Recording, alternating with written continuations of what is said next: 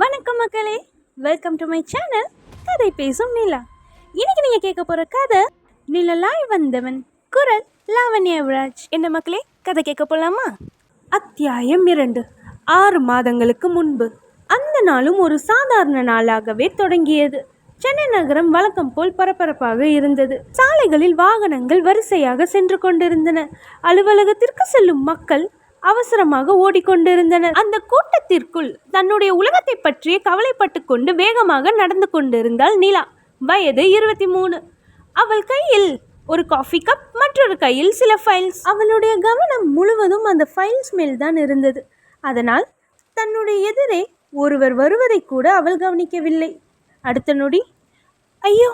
அவள் கையில் இருந்த காஃபி நேராக அந்த மனிதனுடைய கருப்பு சட்டையின் மீது விழுந்தது. நிலா அதிர்ச்சியில் உறைந்து போனாள். சாரி சாரி ரொம்ப சாரி. அவள் பதற்றமாக டிஷ்யூவை எடுத்தாள். நான் கவனிக்காம. அந்த மனிதன் எதுவும் சொல்லாமல் தன்னுடைய சட்டையை பார்த்தான். பிறகு மெதுவாக அவளை பார்த்தான். அவன் கண்களில் கோபம் இல்லை. அதுதான் நிலாவுக்கு இன்னும் ஆச்சரியமாக இருந்தது. பரவாயில்ல, உண்மையாவா? நான் ட்ரை கிளீனிங்க்கு எவ்வளவோ அந்த சார்ஜ் கொடுத்துடவா? வேண்டாம். அப்போ காஃபி வாங்கி தரேன். அவன் அவளை பார்த்தான். சிறிய புன்னகை. அதுவும் வேண்டாம். நிலா கொஞ்சம் சங்கடமாக சிரித்தாள்.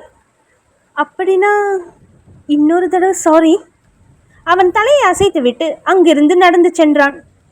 நிலா அவன் போகும் பாதையை பார்த்து கொண்டே நின்றாள். என்ன ஒரு வித்தியாசமான மனுஷன்.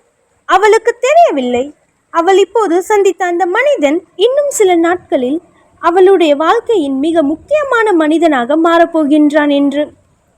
அந்த சந்திப்பு ஒரு ஆக்சிடென்ட். ஆனால் சில சந்திப்புகள் ஆக்சிடென்ட்டாக நடக்கலாம். அதற்கு பின்னால் உருவாகும் கதை மட்டும் விதி. அத்தியாயம் 3. மீண்டும் சந்திப்பு. சில சந்திப்புகள் அத்தோடு முடிந்துவிடும். ஆனால் சில சந்திப்புகள் நம்மை மீண்டும் மீண்டும் அதே மனிதனின் முன்னால் கொண்டு வந்து நிறுத்தும். 6 மாதங்களுக்கு முன்பு ஒரு காஃபி கப்பால் தொடங்கிய அந்த சிறிய சந்திப்பு அன்றோடு முடிந்து விட்டது என்று நினைத்தாள் நிலா. அந்த மனிதனை பற்றியும் அவள் மறந்துவிட்டாள். அல்லது அவள் அப்படித்தான் நினைத்து கொண்டிருந்தாள். அன்று காலை நிலா வேலை செய்யும் அலுவலகத்தில் வழக்கத்தை விட அதிகமான பரபரப்பு. நிலா, அந்த பிரசன்டேஷன் ரெடி ஆச்சா? ஒரு 5 minutes சார். கையில் இருந்த லேப்டாப்பை எடுத்துக்கொண்டு அவள் மீட்டிங் ரூமை நோக்கி வேகமாக நடந்தாள். அவளுக்கு தெரியவில்லை, அந்த அறைக்குள் அவளுடைய வாழ்க்கையை மாற்றப் போகும் ஒருவர் காத்திருக்கிறார்கள் என்று. நிலா கதவை திறந்தாள். எக்ஸ்கியூஸ் மீ, சாரி, கொஞ்சம் லேட் ஆயிடுச்சு. அவள் உள்ளே வந்தபடி பேசிக்கொண்டிருந்தாள். ஆனால் அடுத்த நொடி அவளுடைய வார்த்தைகள் நின்றுவிட்டன. மீட்டிங் டேபிளின் மறுபுறம் கருப்பு ஷூட் அணிந்து அமைதியாக அமர்ந்திருந்தான் அவன். அவனை பார்த்ததும் நிலாவின் கண்கள் விரிந்தன. இவன் அந்த பையல? அந்த காஃபி சம்பவம் அவளுடைய நினைவுக்குள் வந்தது. அவனும் அவளை பார்த்து கொண்டிருந்தான். சில நொடிகள் இருவருக்கும் இடையில் எந்த வார்த்தையும் இல்லை. பிறகு அவன் மெதுவாக சொன்னான், காஃபி. நிலாவின் முகம் உடனே மாறியது. ஐயோ! அவளுக்கு அருகில் இருந்த கொலீக்ஸ்கள் ஒருவரை ஒருவர் பார்த்து கொண்டனர். என்னாச்சு? ஒன்றும் இல்லை. நிலா மெதுவாக அவனை பார்த்தாள். நேத்து நடந்ததுக்காக இன்னும் கோபம் இருக்கீங்களா? அவன் புருவத்தை உயர்த்தினான். நேத்து? அதாவது அந்த காஃபி. அவன் சிரித்தான். அதை இன்னும் நினைவில் வச்சிருக்கீங்களா? நான் எப்படி மறப்பேன்? நான் மறந்துட்டேன். நிலா நிம்மதியாக மூச்சை விட்டாள். அப்பாடா. அவன் அவளை பார்த்து கொண்டே சொன்னான். ஆனால் சட்டையில் இன்னும் அந்த ஸ்டெயின் இருக்கு. நிலாவின் முகத்தில் மீண்டும் பதற்றம். அவன் சிரித்தான். அவன் சிரிப்பதை நிலா முதன்முறையாக பார்த்த தருணம். அவளும் தெரியாமல் சிரித்தாள். சரி, இப்போ நம்ம பிஸ்னஸ் பற்றி பேசலாமா? பேசலாம். அவன் தன்னுடைய ஃபைலை திறந்தான். ஆதி வர்மா. அவன் தன்னுடைய பெயரை அறிமுகப்படுத்திய விதத்தில் ஒரு வித்தியாசமான நிதானம் இருந்தது. நிலா அவனை பார்த்தாள். ஆதி வர்மா? அந்த பெயர் அவளுடைய நினைவில் அன்றிலிருந்து பதிந்துவிட்டது. மீட்டிங் முடிந்த பிறகு எல்லோரும் வெளியே சென்றார்கள். நிலா மட்டும் தன்னுடைய ஃபைலை எடுத்து கொண்டிருந்தாள். அப்போது பின்னால் இருந்து அவனுடைய குரல் கேட்டது. நிலா. அவள் திரும்பினாள். ஒரு விஷயம் கேட்கலாமா? கேளுங்க. எப்போ பார்த்தாலும் இவ்வளோ அவசரமாக இருப்பீங்களா? நிலா சிரித்தாள்.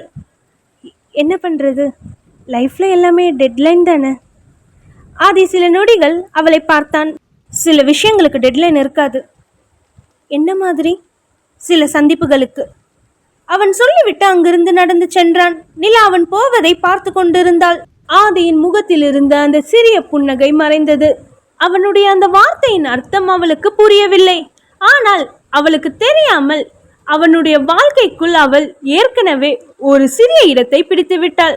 அதே நேரத்தில் ஆதியின் முகத்தில் இருந்த அந்த சிறிய புன்னகை மறைந்தது. அவன் தனியாக காரிடாரில் நடந்து கொண்டிருந்தான். அவனுடைய கைபேசி ஒலித்தது. அவன் அழைப்பை எடுத்தான். சொல்லு. மறுமுனையில் இருந்த குரலை கேட்டதும் அவனுடைய கண்கள் கடினமானது. அவளை பற்றி இனிமே என்னிடம் பேசாத. சில நொடிகள் அமைதி. நான் சொன்னது புரியலையா? அவன் அழைப்பை துண்டித்தான். அந்த நொடி வரை நிலாவுடன் சிரித்து கொண்டிருந்த மனிதன் மீண்டும் அவனுடைய பழைய முகத்துக்கு திரும்பிவிட்டான். நிலாவுக்கு தெரியாத ஒரு உலகம் ஆதியின் பின்னால் இருந்தது.